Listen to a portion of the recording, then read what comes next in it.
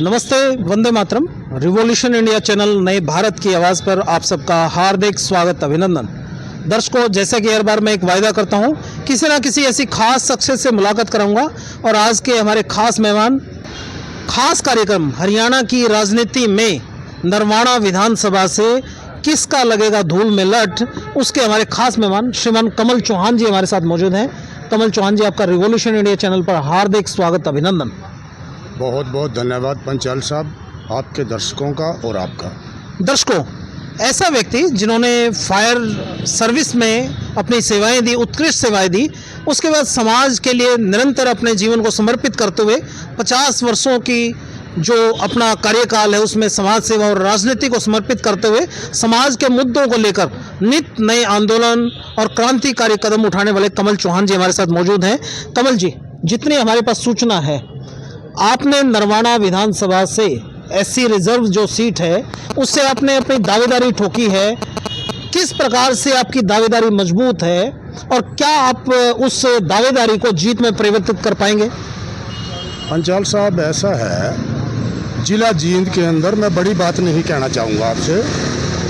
Reserve SC category के लोगों को छोड़ करके जनरल कास्ट में भी शायद ही इक्का दुक्का ही लोग होंगे जो कांग्रेस पार्टी के अंदर सीनियर मोस्ट कार्यकर्ता होंगे। मैं उन सीनियर मोस्ट कार्यकर्ताओं में से एक हूँ। 1975-76 में मैंने कांग्रेस में काम करना शुरू किया। उस वक्त मैंने सेवा दल में कार्य किया। उसके बाद में सर्विस में आने के बाद भी उसके बाद लगातार पार्टी की गतिविधियों में जैसा भी हाईकमान के आदेश आते रहे, उसी हिसाब से पार्टी के कार्यकर्ताओं के साथ धरने हैं, प्रदर्शन है या संगठन के जो भी कार्य रहे हैं, उन संगठनों में लगातार कार्य करता रहा। उसका खामियाजा मुझे भुगतना भी पड़ा। मैं एक बात बता दूं आपको, सन 2003 की 3 जुलाई की चौधरी भजनलाल जी आ जाते हैं, जय किशन वाल्मीकि जी आ जाते हैं। मैंने उनका चाय का प्रोग्राम किया। अगले महीने चौटाला साहब की सरकार होती थी, अगले महीने ही मेरा ट्रांसफ़र हो जाता है अम्बाला के लिए। इसी तरह से 1996 में चौधरी बंसीलाल जी की सरकार थी। उन दिनों सफाई कर्मचारी और नगर पालिका कर्मचारियों का एक आंदोलन हुआ। मैं सफाई कर्मचारी ना होते हुए भी मैंने उस आंदोलन में हिस्सा लिया और 1.5 महीने की मैंने जेल काटी। तो मैं इस आधार पे कहना चाहूँगा कि मैं सीनियर मोस्ट हूँ और हरियाणा का कौन सा ऐसा नेता है, आप किसी से भी आप जाकर के पूछ सकते हैं कि भाई कमल चौहान को आप जानते कि नहीं जानते। हर नेता के चुनाव में काम किया, चाहे वो कालका की बात है, कालका में जाके काम किया, चाहे वो आदमपुर की बात है, आदमपुर में जाके काम किया, चाहे रोहतक में भूपेंद्र हुड्डा जी का जब एमपी होते थे उनके साथ काम किया, शैलजा जी के साथ काम किया, रणदीप सुरजेवाला जी के साथ काम किया। कौन सा ऐसा नेता है जिस नेता के सहयोग में मैं नहीं खड़ा हुआ या मैंने काम नहीं किया? चौहान साहब, हम राजनीतिक विशेषज्ञों से चर्चा करते हैं, हम पूछते हैं कि राजनीतिक शब्द के मायने क्या हैं। तो राजनीतिक विशेषज्ञ ने बताया, राजनीतिक शब्द का मायना होता है समस्याओं के समाधान की कुंजी। तो कमल चौहान जी की नज़र से राजनीतिक शब्द के मायने क्या हैं? आपके इसी जवाब में प्रदेश की जनता और नरवाना विधानसभा की जनता आपके चरित्र चित्रण और पार्टी की नीतियों के बारे में बहुत सारी अपने दिमाग में परिकल्पना कर सकते हैं। बताते चले राजनीतिक शब्द के मायने क्या हैं। पंचाल साहब, बाबा साहब भीमराव अंबेडकर ने कहा था कि राजनीति की चाबी जो है वो राजनीति में आकर के ही खुलती है। क्या बात है? क्योंकि सभी समस्याओं के तालों की चाबी राजनीति है। क्योंकि हम जो है ना लोग सामाजिक कार्य करते आ रहे हैं, उसमें हम अकेले स्तर पे अपने आप में नहीं कुछ कर पाते। क्योंकि राजनीतिक पार्टी उसमें कहीं ना कहीं हमें ताकत मिलती है और उस ताकत के बलबूते भी कुछ काम कर पाएंगे ना हम। ये कहना है मेरा। चौहान साहब, नरवाना के लिए आप क्या विजन लेके चले हैं?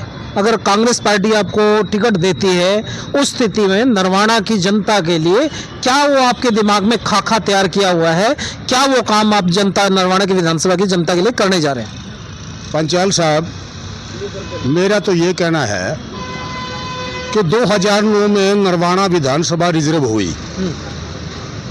3 चुनाव हो चुके हैं। तीनों के तीनों चुनाव में 2 बार इनेलो का कैंडिडेट विधायक बन के आया, 1 बार जेजेपी का विधायक बन के आया। जो काम इन विधायकों को करने चाहिए थे हाँ। वो काम ये नहीं कर पाए। एक गौशाला में चंदा देना या किसी धर्मशाला के लिए पैसा दे देना ही कोई अच्छे कार्य नहीं होते।